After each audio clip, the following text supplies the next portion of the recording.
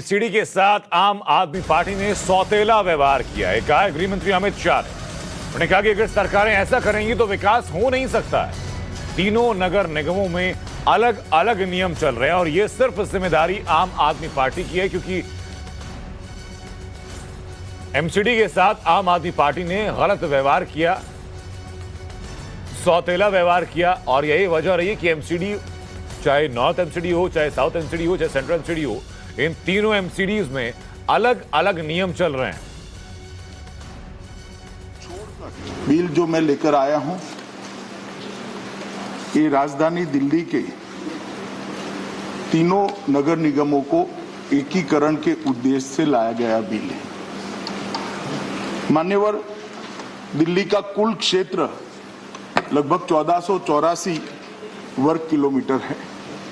NDMC और Delhi cantt को छोड़कर पूरे दिल्ली की सिविक सेवाओं की जिम्मेदारी ये तीन नगर निगमों की और एनडीएमसी और कैंट के इलाकों को छोड़ देते हैं तो लगभग 1484 में से 1400 वर्ग किलोमीटर लगभग 95% क्षेत्र इसकी जिम्मेदारी दिल्ली नगर निगम के ये तीन बांटे गए निगमों की है। लगभग 1,20,000 कर्मचारी ये सिविक सेवाओं की जिम्मेदारियों का निर्वहन करते हैं। मैं ये इसलिए बताता हूं कि इसी से तीनों नगर निगमों का सुचारू रूप से काम करना कितना महत्वपूर्ण है वो स्पष्ट हो जाता है। राजधानी के अंदर ही राष्ट्रपति भवन, सर्वोच्च अदालत, प्रधानमंत्री कार्यालय, प्रधानमंत्री निवास, ढेर सारे देशों के राजदूतों के निवास, उनके कार्यालय, और जब भी राष्ट्राध्यक्ष किसी भी देश के आते हैं तो राजधानी की उनकी मुलाकात बहुत स्वाभाविक बनती है। उस स्थिति में राजधानी की सिविक सेवाओं का महत्व और बढ़ जाता है। वो सुचारू रूप से चालू रहे, वो नागरिकों के लिए, दिल्ली के नागरिकों के लिए और देश के लिए भी इतना ही महत्वपूर्ण है।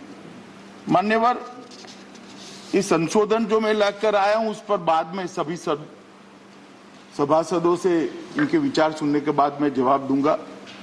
उसके पहले मैं इसका एक इतिहास बताना चाहता हूं। मान्यवर, 1883 से पंजाब डिस्ट्रिक्ट बोर्ड एक्ट के तहत ये नगर निगम काम करता था। 1957 में एक कानून के द्वारा दिल्ली का म्युनिसिपल प्रशासन एस्टैब्लिश किया गया। उसके अंदर 93, 1993 में और 2011 में इसको अमेंड किया गया और 2012 में राष्ट्रीय राजधानी क्षेत्र दिल्ली शासन द्वारा दिल्ली नगर निगम संशोधन अधिनियम लाकर दिल्ली नगर निगम को 3 निगम निकायों में बांट दिया गया।